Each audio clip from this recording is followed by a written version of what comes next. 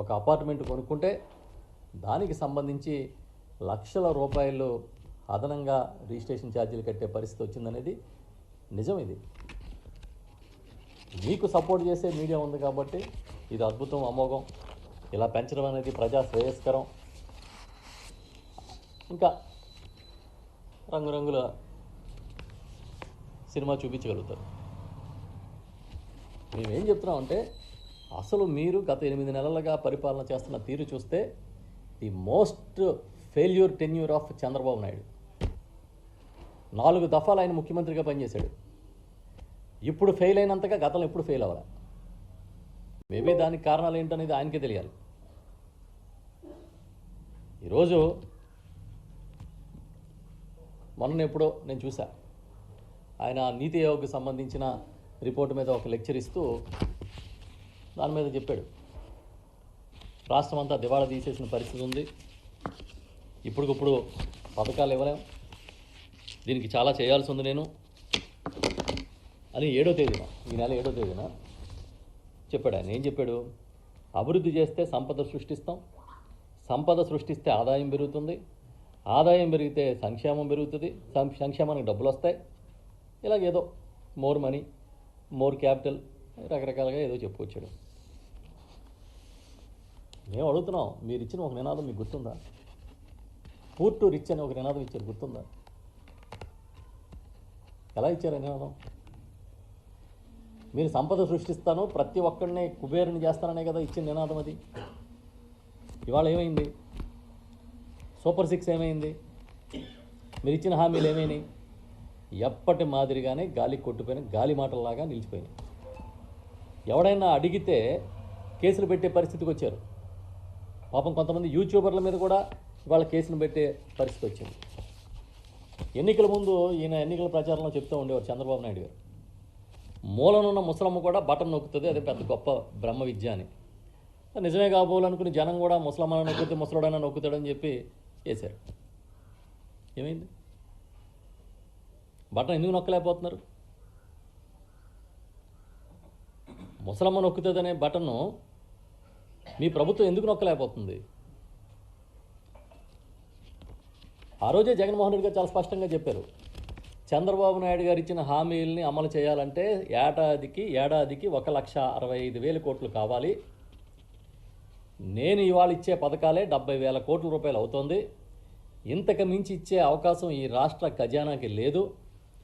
కాబట్టి నేను అబద్ధాలు చెప్పలేను, ఆయనలాగా మోసం చెయ్యను. ఆయన ఎన్నికల ముందు డెలిబరేట్గా నిర్ద్వందంగా మోసం చేస్తూ ఉన్నారని జగన్మోహన్ రెడ్డి గారు చెబితే ప్రజలు అర్థం చేసుకోలే. నిజాన్ని అర్థం చేసుకోవడం కష్టం, అబద్ధం అందంగా కనిపిస్తుంది.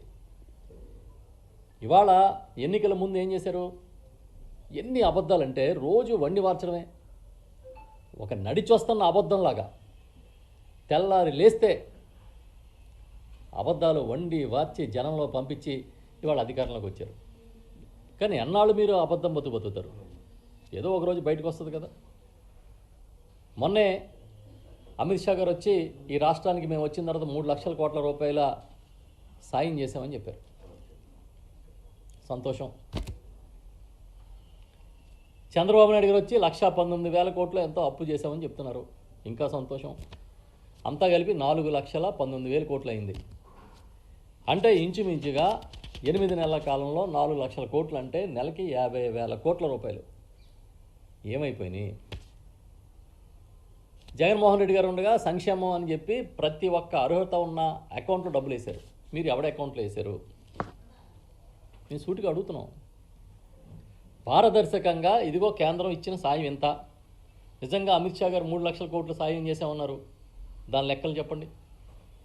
మీరు తెచ్చిన 1,19,000 కోట్ల రూపాయల అప్పు లెక్కలు చెప్పండి. ఎవరి అకౌంట్లో వేసారో చెప్పండి. దీన్ని బట్టి మేము ఏమర్థమవుతుంది? ఆర్థిక అరాచకత్వం ఈ రాష్ట్రంలో నడుస్తుందని. ఇటు అభివృద్ధి లేదు, అటు సంక్షేమం లేదు, చేసిందేమీ లేదు, ప్రగల్భాలు తప్ప ఇంకేమీ కనిపించట్లే. ఎంత నిస్సిగ్గుగా అబద్ధాలు ఆడుతున్నారంటే, నిన్న ఎక్కడో చూసా లోకేష్ గారు వాట్సప్ గవర్నెన్స్ అని చెప్తున్నారు. వాట్సప్ గవర్నెన్స్ అంటే అది కూడా కాపీ పేస్ట్. జగన్మోహన్ రెడ్డి గారు ముఖ్యమంత్రిగా ఉండగా ఇదే విధంగా వాట్సాప్లో గవర్నెన్స్ చేసే కార్యక్రమాన్ని తీసుకొచ్చారు. సచివాలయాల నెంబర్లు ఇచ్చి ఆ వాట్సాప్లో మనం పెడితే ఆ సేవలు ఇంటికి అందించే కార్యక్రమం చేయలేదా? అంతెందుకు, విస్తృతమైన వాలంటీర్ నెట్వర్క్ ద్వారా ఎంత బ్రహ్మాండంగా కోటి సర్టిఫికెట్లు, 15 రోజుల కాలంలో కోటి సర్టిఫికెట్లు ఇంటింటికి పట్టుకెళ్ళి అందించిన ఘనత ఎవరిది? మీరు అవన్నీ కాపీ కొట్టి ఇప్పుడేదో వాట్సాప్ గవర్నెన్స్ అంటే ఒక గొప్ప గవర్నెన్స్ లాగా, అది మీకు వచ్చిన ఐడియా లాగా చెప్తా ఉన్నారు. ఇవన్నీ ఏంటంటే ప్రచారం చేసుకోవడంలో మీకున్న కెపాసిటీని చూపిస్తుంది ఇదంతా. అసలు చిత్రం ఏంటంటే జగన్మోహన్ రెడ్డి గారి సర్కార్ది సింప్లిసిటీ అయితే చంద్రబాబు సర్కారు పబ్లిసిటీ. సేమ్, పెద్ద వర్డ్ తేడా ఏం లేదు. అసలు మేము ఎన్ని పథకాలు అమలు చేసామో లెక్క చెప్పమంటే అందులో పనిచేసిన ఎమ్మెల్యేలు మంత్రులే లెక్క చెప్పలేనన్ని పథకాలని జగన్మోహన్ రెడ్డి గారు అమలు చేశారు. సరిగ్గా ఒక చిన్న పేపర్ ఇచ్చి వైఎస్ఆర్ సర్కార్ అమలు చేసిన పథకాలు, వేస్తున్న డబ్బులు, నొక్కుతున్న బటన్ల సంఖ్య రాయమంటే రాయలేని పరిస్థితిలో నిరంతరం ఒక క్యాలెండర్ పెట్టుకుని డబ్బులు వేస్తే ఇవాళ వరకు మీరు కనీసం రైతుల కోసం ఆ రైతు భరోసా పెట్టుబడి సాయాన్ని కూడా ఇవ్వలేని పరిస్థితి. ఉచిత పంటల బీమా పథకం ఎత్తేసారు. మీరు ఇస్తానన్న ఏ పథకం సూపర్ 6 లేదు, సూపర్ 7 లేదు, ఏ పథకం అమలు చేయట్లేదు. కానీ ఏం చెప్తారు? అద్భుతంగా అమోఘంగా ఈ రాష్ట్రం నడిచిపోతుందని బాకాలు ఊతున్నారు. 2020